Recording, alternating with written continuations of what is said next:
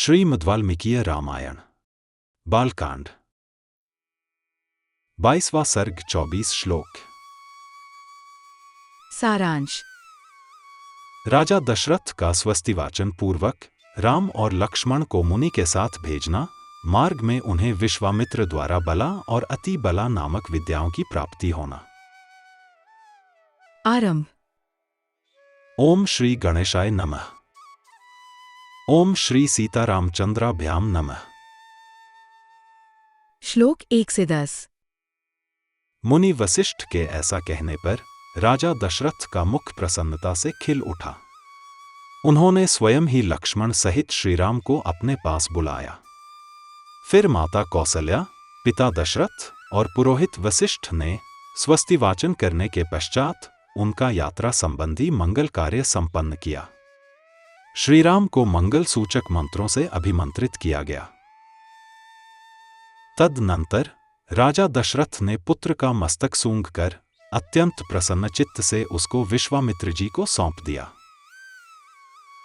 उस समय धूल रहित सुखदायिनी वायु चलने लगी।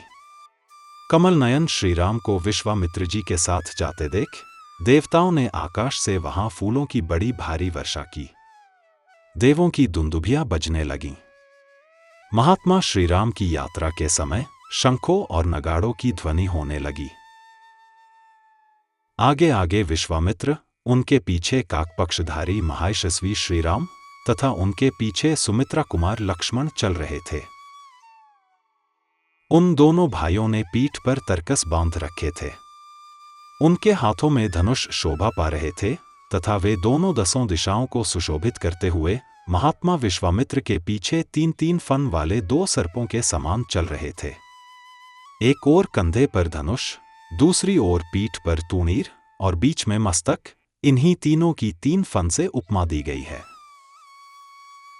उनका स्वभाव उच्च एवं उदार था। अपनी अनुपम कांति से प्रकाशित होने वाले वे दोनों अनिंद्य सुंदर राजकुमार सब ओर शोभा का प्रसार करते हुए विश्वामित्र जी के पीछे उसी प्रकार जा रहे थे जैसे ब्रह्मा जी के पीछे दोनों अश्विनी कुमार चलते हैं।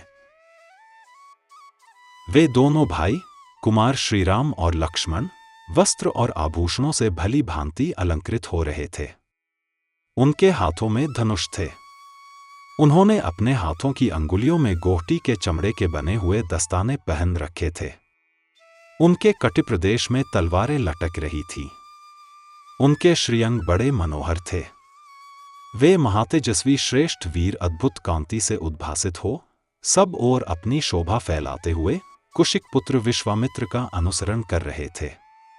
उस समय वे दोनों वीर अचिंत्य शक्तिशाली स्थाणुदेव महादेव के पीछे चलने वाले 2 अग्निकुमार स्कंद और विशाख की भांति शोभा पाते थे। श्लोक 11 से 20। अयोध्या से 1.5 योजन दूर जाकर सरयू के दक्षिण तट पर विश्वामित्र जी ने मधुर वाणी में राम को संबोधित किया और कहा, वत्स राम, अब सरयू के जल से आचमन करो। इस आवश्यक कार्य में विलंब न हो।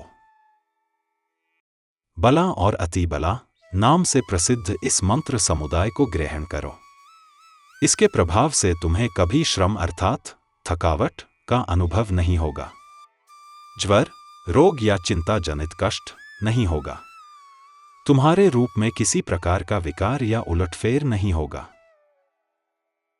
सोते समय अथवा असावधानी की अवस्था में भी राक्षस तुम्हारे ऊपर आक्रमण नहीं कर सकेंगे। इस भूतल पर बाहुबल में तुम्हारी समानता करने वाला कोई न होगा। तात रघुकुल नंदन राम, बला और अति बला का अभ्यास करने से तीनों लोकों में तुम्हारे समान कोई नहीं रह जाएगा।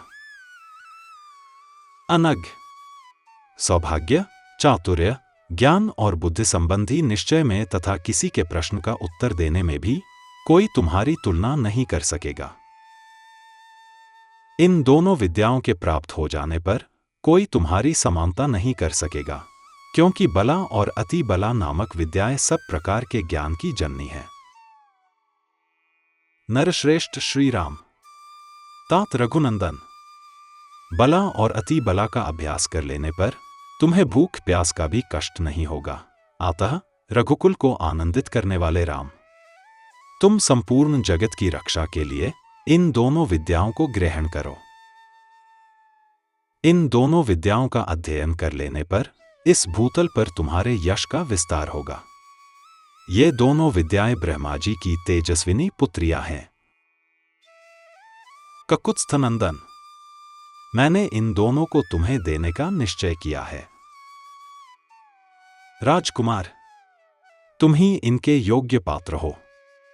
यद्यपि तुम में इस विद्या को प्राप्त करने योग्य बहुत से गुण हैं अथवा सभी उत्तम गुण विद्यमान हैं, इसमें संशय नहीं है, तथापि मैंने तपोबल से इनका अर्जन किया है। अतः मेरी तपस्या से परिपूर्ण होकर ये तुम्हारे लिए बहुरूपिणी होंगी, अनेक प्रकार के फल प्रदान करेंगी। श्लोक 21 से 24। तब श्रीराम आचमन करके पवित्र हो गए। उनका मुख प्रसन्नता से खिल उठा। उन्होंने उन शुद्ध अंतःकरण वाले महर्षि से वे दोनों विद्याएं ग्रहण की। विद्या से संपन्न होकर भयंकर पराक्रमी श्रीराम सहस्रों किरणों से युक्त शरतकालीन भगवान सूर्य के समान शोभा पाने लगे। तत्पश्चात श्रीराम ने विश्वामित्र जी की सारी गुरुजनोचित सेवाएं करके हर्ष का अनुभव किया। फिर वे तीनों वहां सरयू के तट पर रात में सुखपूर्वक रहे। राजा दशरथ के वे दोनों श्रेष्ठ राजकुमार उस समय वहां तृण की शैया पर, जो उनके योग्य नहीं थी, सोए थे। महर्षि विश्वामित्र अपनी वाणी द्वारा उन दोनों के प्रति लाड़ प्यार प्रकट कर रहे थे। इससे उन्हें वह रात बड़ी सुखमयी सी प्रतीत हुई। इस प्रकार श्री वाल्मीकि द्वारा निर्मित आर्ष रामायण आदि काव्य के बालकांड में 22वां सर्ग पूरा हुआ।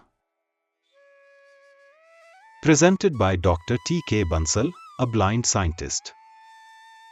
Please like and share this video, and don't forget to subscribe my channel. Jai Shri Ram.